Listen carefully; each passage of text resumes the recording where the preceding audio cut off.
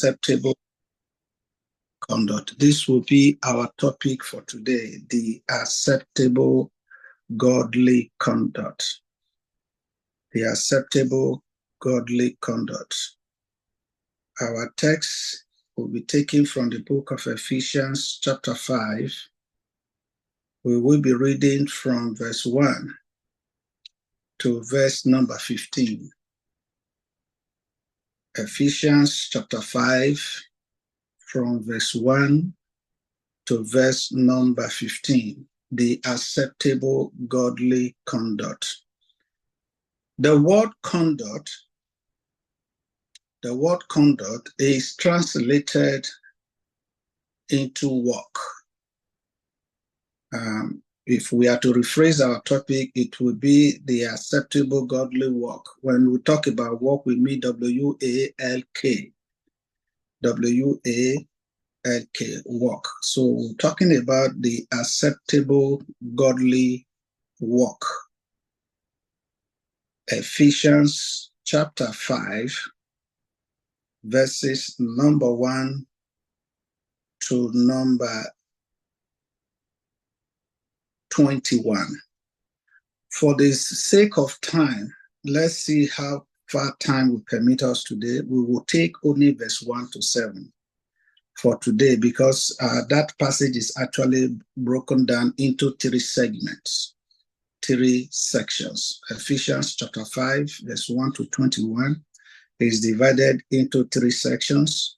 The first section talks about walk in love. Walk in love. The second section talks about walk as light.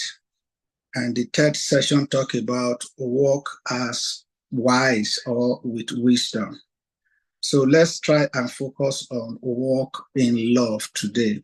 If time permits us, we will go into the second segment. But just before we begin, we have 3 words that Hebrews are attached to the word walk. The first one is the present or the ordinary meaning of walk. Like you are walking with a best friend on the street, you are walking with your co-worker in the office. It is called the latchet, L-A-L-E-H-E-T. It is a general term that has to do with, associating, moving from one place to the other. And then the verb, which is walked, W-A-L-K-E-D,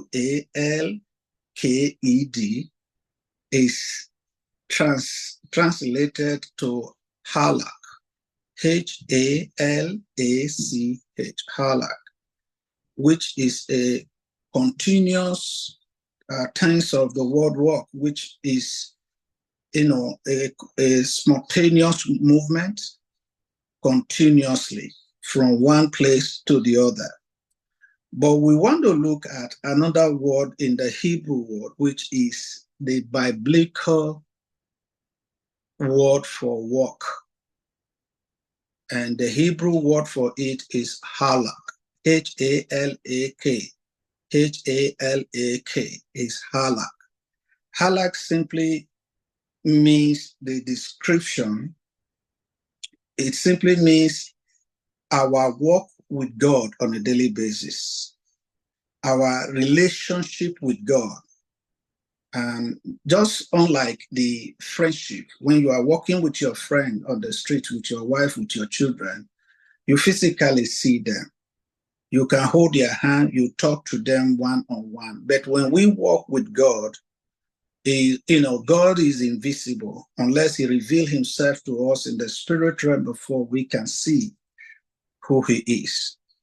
Why this is very important is because God expected Israel, the priest, that is the pastors, the bishop, the workers, and the lay people of Israel, now the congregation and everybody who is a believer, to walk, to holler with him. You can see that in Malachi chapter 2, verse 1 to 7, Micah chapter 6, verse 8. And David before his death, charged Solomon and his descendants to walk halak before the Lord as David himself did. This was the charge that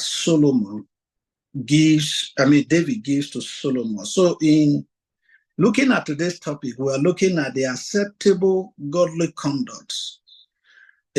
Our attitude, our reactions, the way we do things is tagged or is seen as a conduct. And you can look at some people and say he has a very bad conduct. That is because what the individual did at a particular time was not right for the occasion or for the environment or for the scene at which the person exhibited what he did. Maybe he just said a word and that word could turn everybody off. And they will say, oh, that child, that boy, that pastor has a bad conduct or he exhibited a bad conduct. So our calling requires conduct that is worthy of our walk with God.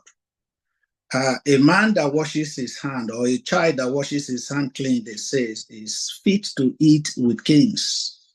So we eating or walking with the Almighty, the Creator, we need to have a conduct that reflects that perspective. A certain environment requires a certain conduct. When you go to doctor's office, when you go to the prime minister office, there are certain things you don't do there. Even when you go to court, if you have a hearing, maybe a violation of traffic laws and the rest of them, you go to a courtroom. Even before you go there, they will tell you no cell phone. And even if what they are discussing inside the courtroom, you have evidence or you are a witness, until they call you, you cannot intrude. You cannot get up to say it's wrong, it's right. They will be, you will be charged for court contempt of court. And then that's a big charge. So a certain environment requires a certain conduct. When we exhibit the wrong conduct in a certain place, it shows we don't belong there, even though we find ourselves to be there. This reminds me of a movie titled The Prince and the Pauper. How many of us have watched that movie? It's about two individuals in two different environments with two different personalities. Because of where they live, they happen to have a clear identity and view or reflection of each other. And the prince, seeing the pauper, envied him. And the same thing, the pauper also envied the prince, hoping that they were, the one in such a place. The fortunate thing about the movie is that they were very identical. So the idea to switch was not difficult. They eventually switched. The guy in pauper was dressed in rags. He was living in a ghetto, not a very fine place. And this, because of the freedom he has, the prince wished he was there. And looking at the prince, the pauper also wished he was there. And so they had the opportunity to switch. And the prince went to the ghetto to leave. The pauper went to the palace to leave. But every morning when the servant would come and, do their normal way of service, greet the prince, ask him what is the order of the day, this guy doesn't know what to say. He doesn't know how to respond to the servants because it is not his lifestyle. He is not programmed to live in that place. He is not designed to live in that place. And so he would just answer them, you don't know what to do? Why are you asking me? Then they would tell him, no, you are the prince. You're supposed to give us instruction and we're supposed to do what you want us to do. And there was a chaos. On the other hand, the prince who now went to the ghetto to live carried the attitude of supremacy. He carried on that attitude of prince, who want to be served. He wants to give instruction. He wants to be first. He wants to do everything by his command. Now, when people challenge him, he will not say, why are you challenging me? Don't you know I am the priest? So what you see here is two personality in two wrong places. The conduct of the Pope in the palace was completely out of place. The conduct of the prince in the ghetto was out of place. The wrong conduct in the wrong place. And they both became frustrated. And what they wish they had, where they wish they were, become a regretting moment for both of them. They didn't really enjoy it because they were not, wired to live in such an environment. So Paul, knowing this, charged us in Ephesians chapter 5 with three godly conduct that a believer must exhibit in order for us to feel comfortable in an environment that we lived in. One of them is walking in love, which is in Ephesians chapter 5, verse 1 to 7. And the second is walking as light in Ephesians chapter 5, verse 8 to 14. The third is walking as wise in Ephesians chapter 5, verse 15 to 21. This is the setting of this passage. Why is this very important? Because we are children of God. We are not just ordinary person. We are not just the same person you were before you were born again. When a man goes to school, he comes back, he must be able to put his environment in a position that will reflect what he has learned. So as children of God, it is important for us to reflect the personality of God in our daily conduct. We must love, we must act as light, and we must walk in wisdom. 1 Corinthians chapter 1, verse 24. 1 Corinthians chapter 1, verse 24. But unto them which are called, both Jews and Greek, Christ, the power of God and the wisdom of God. So God is wisdom. And if we must walk in wisdom. Ignorance is not an excuse.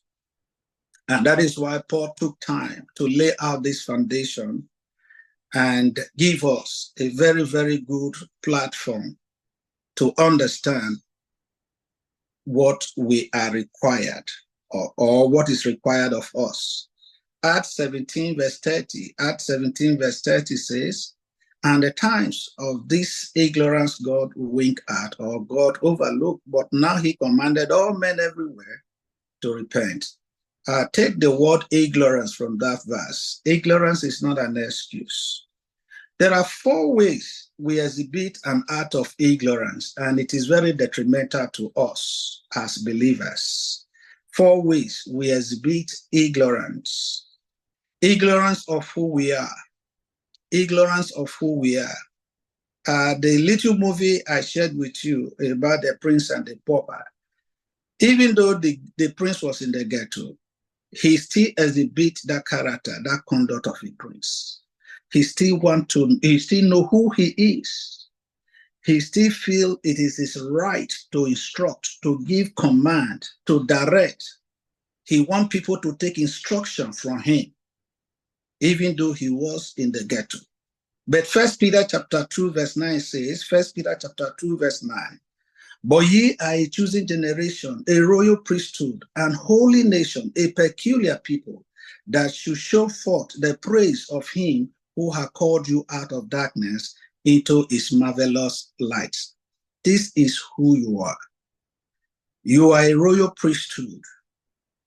And as a royal priesthood, you must act in a royalty manner.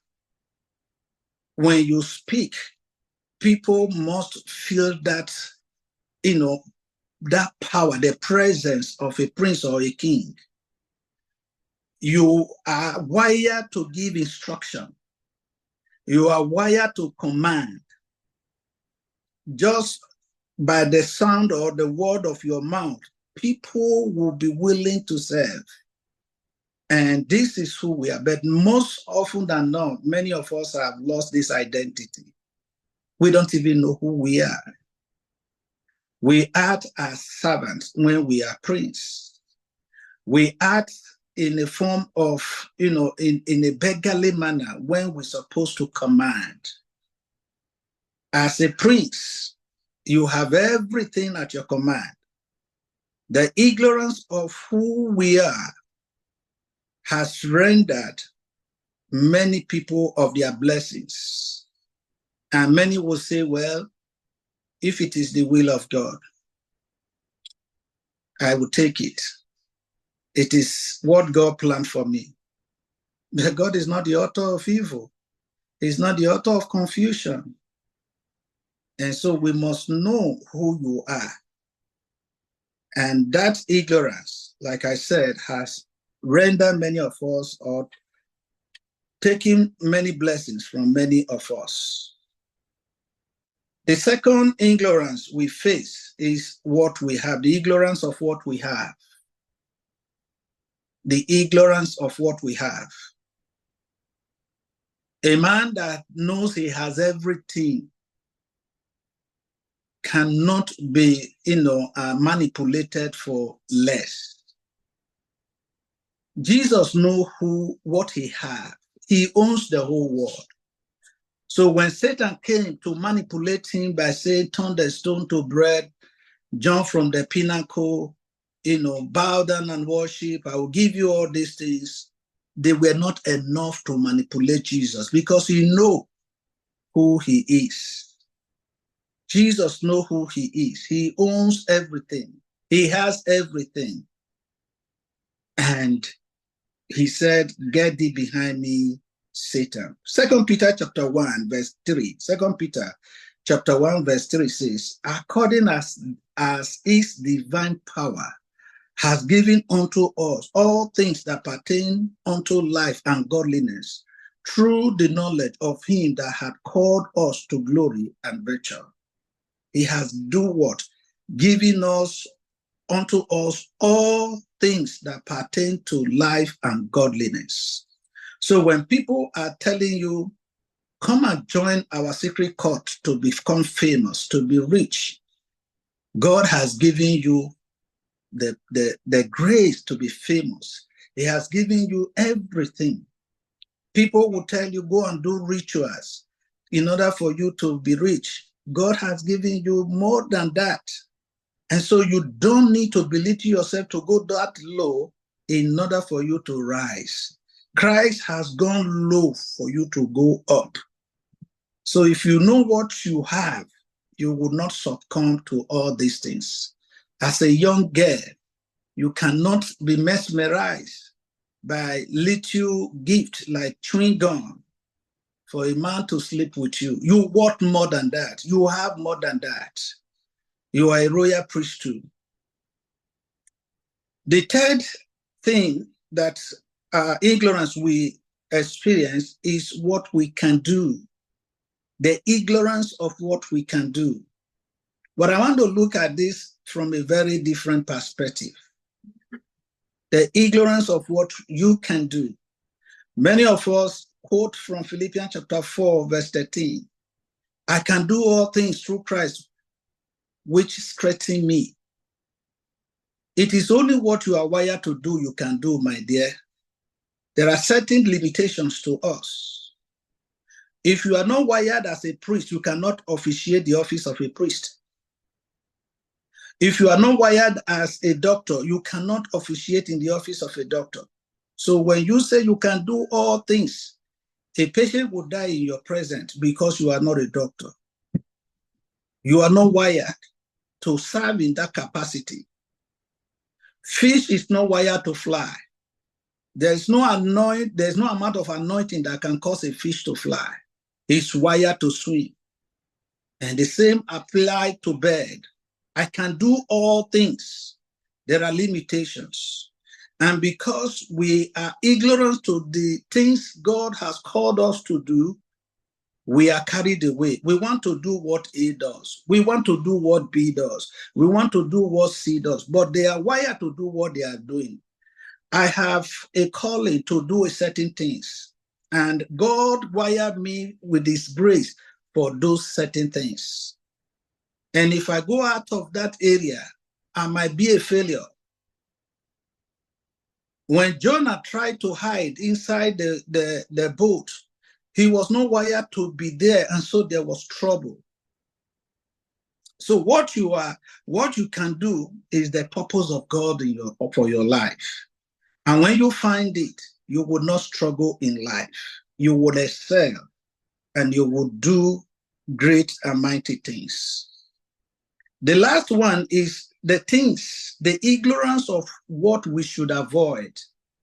The ignorance of what we should avoid. Everything is not meant for us. Everything is not meant for us. There are certain things a royalty will avoid. You cannot find the Oba of Benin eating corn along the road of Benin, no matter how hungry he may be. You are a royal priesthood.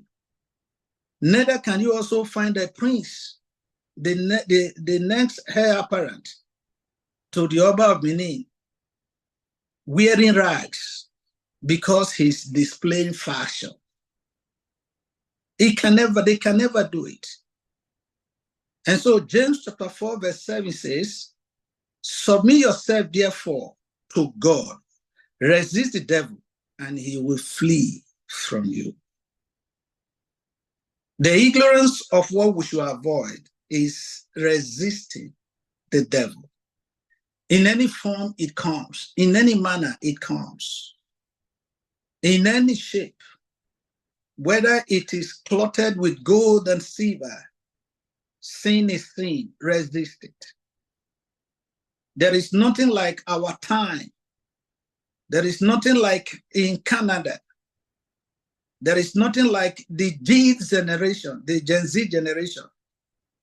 Whatever is pronounced sin, whatever is not godly, whatever is not praiseworthy, resist it. And parents must teach their children what they need to avoid. These are the 4 ignorance we need to avoid to give us a better platform to walk with God. Now let us look at Ephesians chapter 5 now, verse 1 to 7. Verse 1, be ye therefore followers of God as dear children, and walk in love, as Christ also had loved us and had given himself as an offering and a sacrifice to God for a sweet-smelling savour. But fornication and uncleanness or covetousness, let it not be once named among you as becoming saints, neither filthy or foolish talking, nor jesting, which are not convenient, but rather giving of thanks. For this ye know, that no whoremonger, no unclean person, nor covetous man, who is an idolater, had an inheritance in the kingdom of Christ and of God. Let no man deceive you with vain words, for because of these things cometh the wrath of God upon the children of disobedience. Be not ye therefore partakers with them. Be ye not partakers with them. So we have a platform here in Ephesians chapter 5, verse 1 to 7. Walk in love. And our real model is Jesus Christ. Verse 1 says, be ye therefore followers of God as dear children. We are instructed to follow the path, the example of Jesus Christ when it comes to love or walking in love. Jesus certainly has loved us and gave himself for us. This is the example Paul uses. He gives himself for us. So as we walk with one another, as we serve God, we walk with God. Remember, God will not come down to walk with us. It is my walk with you, my relationship with you, that reflect my walk with God. Therefore, love requires sacrifice. Love requires sacrifice. Jesus certainly loved us and gave himself for us. He offered himself to God as an offering and sacrifice on our behalf. Let his example teach us how to walk in love. The love of Christ for us was one-way traffic. He did not do anything for us, or we didn't give him anything before he offered himself for us. He willingly do it. And so if I am walking with God, I am walking with you, I must be prepared to offer you the needed help without looking for a feedback, without expecting something in return, without hoping to be paid back. Christ never waited for that before he gave his life. He offered himself. In John chapter 13, verse 34 to 35, John chapter 13, verse 34 to 35, he said, a new commandment I give unto you, that ye love one another as I have loved you, that ye also love one another. By this shall all men know that ye are my disciples, if you love one to another. An emphasis here is not just a verbal love, it is a love of sacrifice. It is not just the verbal love. Oh, brother, I love you. Oh, sister, I love you. No, it is the love of sacrifice. Even before Christ says it, he has already put himself in that position of offering himself. Otherwise, he wouldn't have manifest in human flesh. And so it is divine love, the love of sacrifice. We must not allow anyone around us to suffer or to be in lack or in need when we can actually be of a help to that person. We own it as a duty to render services just as Christ did for us. He did not ask for a kickback. He willingly offered himself. A brother in need does not need to pay a deposit before we can help him. It is not the time to look back. Last time when I was in trouble, you didn't help me. I am not going to help you. That is not the love that Paul is talking about here. It is sacrificial love. Even if it amounts giving your very last. This is what Christ says. Will tell people you are the disciples of God. Not the number of years you are spent in church. Not the title I carry. It is not the position I occupy. It is not the name people call me. It is what I do for others that will qualify me as a disciple of Jesus Christ. 1 John 3, verse 16 to 17. 1 John 3, verse 16 to 17. Hereby perceive we the love of God, because he laid down his life for us, and we ought to lay down our life for the brethren. But whoso hath this word good, and seeth his brother have need, and shutteth up his bowels of compassion from him, how dwelleth the love of God in him? In other words, if we close our hands to help people, to help brothers in need, the love of God is not in us. No matter how we display it, we have failed to meet up with the standard of love that is required. In In a very short sentence, we must be willing to sacrifice. Let me lay emphasis here. It may not be the first time, may not be the second time, may not be the third time. One thing we must understand is, if people come to you 100 times to ask, and you have to give that 100 times, God has blessed you. If people come to you 2 times and the second time you have nothing, something is wrong. And that will lead us to the next point. Love which is pure is what is required. There are love that are contaminated. There are love that are not genuine. There are love that has hole in it. In Benin, there is a certain yam they call Inyanogogoe. I don't know what they call it. I think it's whether beetle, bees or so. When that insect eat the yam, that yam is bad. Inside will just be either yellowish or, it will not be fit for eating. Sometimes it's even bitter. So this type of love, Paul says, we don't need to exhibit this type of love. There are sometimes we want to give goat yam. We hold cane in the other hand. We hold yam in one hand. And the goat is looking at us. He sees yam in one hand. He sees cane in the other hand. The goat will stand there. It won't come. That is animal. And so that is not love.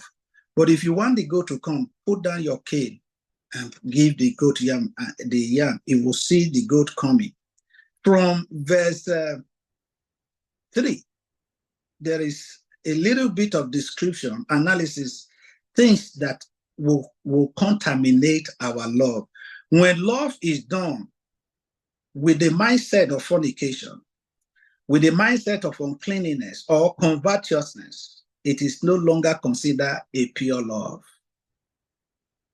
It is no longer considered what? A pure love.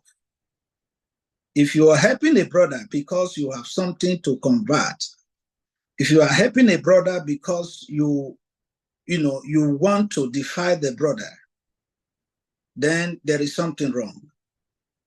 In verse 4 also, he went on to say, neither filthiness or foolish talking, nor jesting, which are not convenient, but rather giving of thanks. They know there are times we need a cup of coffee. They will first of all estray you from your head to your feet.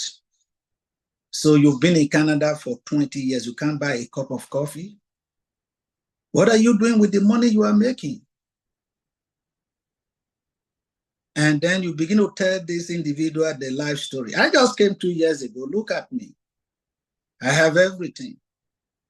And then you will whitewash the person before you give the person the cup of coffee. That reminds me many years ago where I was worshiping before. There is this person who used to give me ride every Sunday. There were many, but one individual. But when my wife came, this was a lady. So I went to church. I think we took a taxi or so, or a bus to church there. And then when we closed, I went to this individual and said, please, you will give us a ride. And he looked at me up and down. That day I wear babariga because my wife just came. And I went to the church. She looked at me and said, you dress very well and you are asking for a ride. Come, let's go. And I looked at her and said, sorry, no, thank you. So I was whitewashed before I was given the help I need. And that was, a complete lack of love. It is not pure love. Even though if the person has given me that help more than how many times, I won't be happy about the help. So help people just as they act. If you are going to suggest a recommendation for their situation to change, do it with love, not by whitewashing. Do it with love. And then filthy talks, communication that does not glorify God must not proceed out of us as we walk with God. More often when I look at some people individual, I ask myself, at what time did God really know that these people are serious? The same mouth you use to curse people, the same mouth you use to destroy people, maybe even inside the church. And then 2 minutes later, pastor say, let's pray. And then you are praying from that same mouth. I, for one, will still think you are joking. I, for one, will still believe you are not serious yet. And we want to give you maybe more time. But Paul says no to such communication. We don't do it, we do it also to ourselves. We speak negative words against ourselves, against our children. It is not healthy. It is not a good conduct. It does not reflect the image of God. It does not show who we are. It's a lack of identity. We simply means we lost our identity. It simply means we are in the wrong place with wrong identity, or in the right place with the wrong identity. We must speak blessings out of our mouth. Verse 6 says, let no man deceive you with vain word, for because of these things cometh the wrath of God upon the children of disobedience. So if we claim or believe we have been set aside, and we are living and acting and talking and doing things the same way the unbelievers are doing, if they will be punished, what will exempt you from being punished? And I'm sure God would never want to be partial. God would not want to be partial. So this is what was, analyzed in verse 1 to 7 of Ephesians chapter 5. He said, a love with pure, we must walk with God with a love that is pure. I want to ask a question. How would you rate your love with me that is teaching? How will I rate my love with you that is listening? Is it a pure love? Is it a fake love? Is it an impure? Is it out of covetousness? Is it with filthy words? This we need to ask ourselves. Even words of joke, suggest of immorality or greed, unbecoming those are saints. It is not supposed to be our portion. Filthy words, communication. This we see in the book of Ephesians, chapter 5, verse 5 to 7, as we read before. And now let us look at some of the symptoms, some of the signs that shows we are walking in love. We're looking at a sign now that will prove to you, who is listening to me now, that you are walking in love. And if we just end it like this and said, okay, walk in love, it will not really make any sense. But let us look at some of the things I need to find out in you that you are walking in love. Number one, imitating Christ, which is the first, which is in verse 1 of Ephesians chapter 5. He said, be ye therefore followers of God as dear children, and walk in love as Christ has walked in love. So we are encouraged to to imitate Christ. Ephesians chapter 5, verse 1 to 2. And imitate Christ. That believers are called to be imitators of God and walk in love as Christ loved us and gave himself for us. Now, what does this mean? In everything you do, when it comes to whether it is giving, whether it is service, whether it is prayer, whatever it is that comes before you, first of all, ask yourself this question: what will Christ do? What will Christ do? When I say, Sister Jasmine, I need food to eat, buy me Burger King, Jasmine need to sit down and ask herself, what will Christ do in this regard? Even before she will utter a word. Will Christ deny Alex? Will Christ say no to me? Will Christ only pray for me and say, go your way? What will Christ do? This is how to imitate somebody. Imitating Christ. Believers are called to be imitators of God. Somebody step on your toe. Before you retaliate, before you say a word, ask yourself, what will Christ do? How will Christ react to this? Somebody lied about you or backstab you. What will Christ do? This is how you imitate somebody.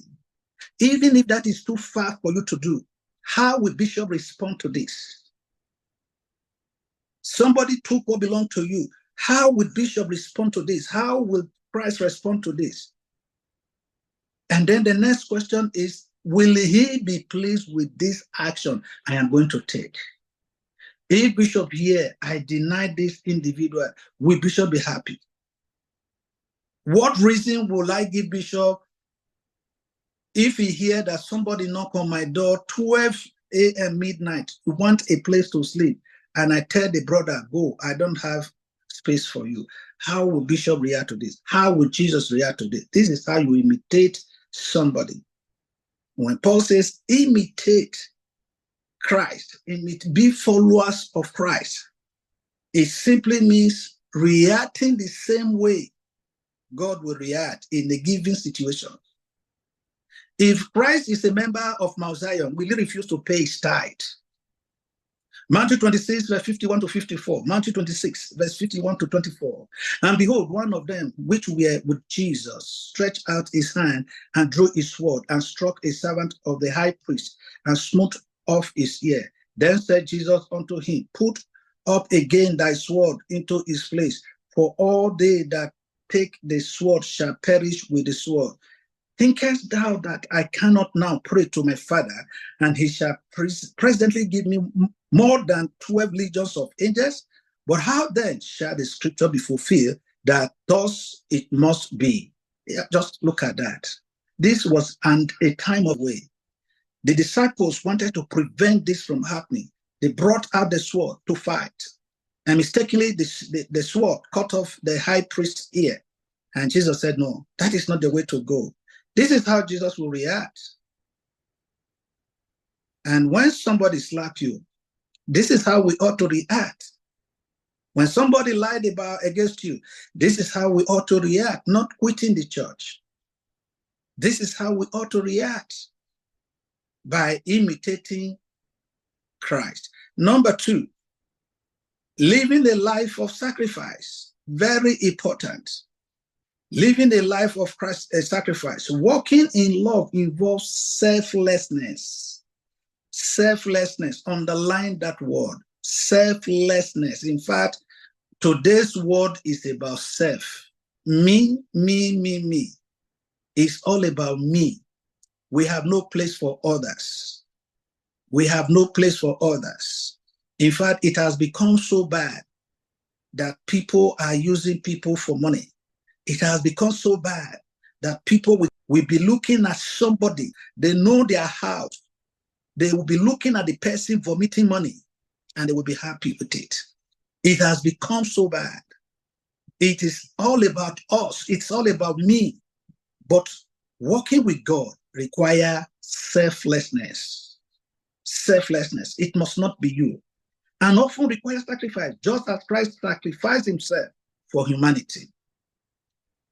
Romeo and Juliet, if you have read the book or watched the movie also, I asked this question some time ago in one of my Bible studies. The man, when they are shipwrecked inside the sea and they became so cold, he took off his jacket and gave to the woman. And I'm asking myself, where did this man come from? They are both in the same environment, facing the same situation, but yet he deemed it fit to protect the woman. Instead of everybody fighting for their own life. That was a big lesson that I learned there. And it is also a reflection of what Christ has done. When we walk with God, we must put self away.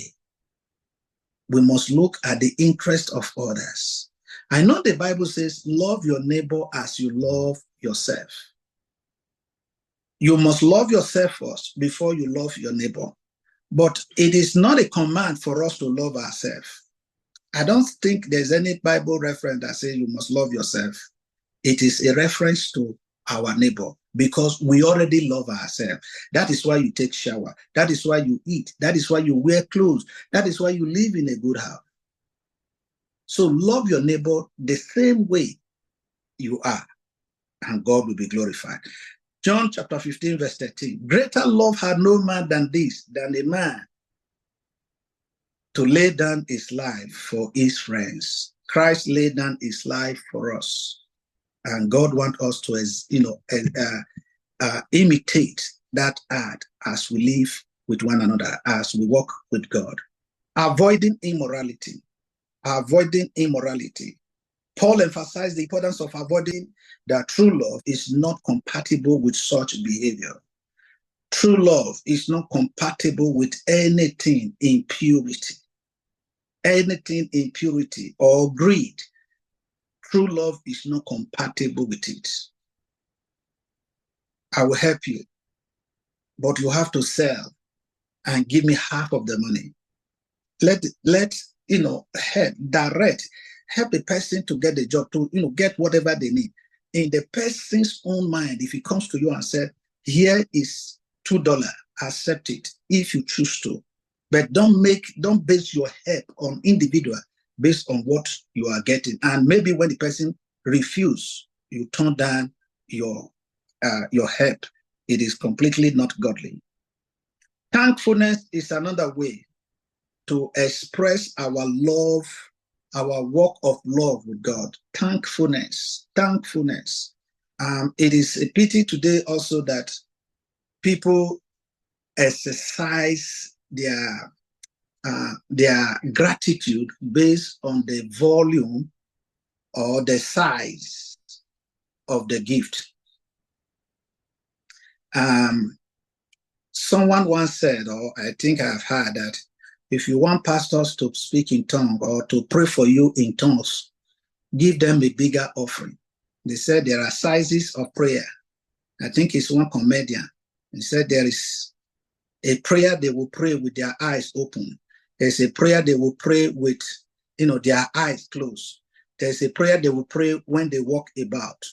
Then there's a prayer they will pray, speak in tongues. You know that the offering is really big. They will speak in tongues. No. The same way you will thank somebody that gives you $1 million, thank the person that gives you a cup of tea. Thankfulness. A love filled with life is characterized by gratitude and thankfulness to God.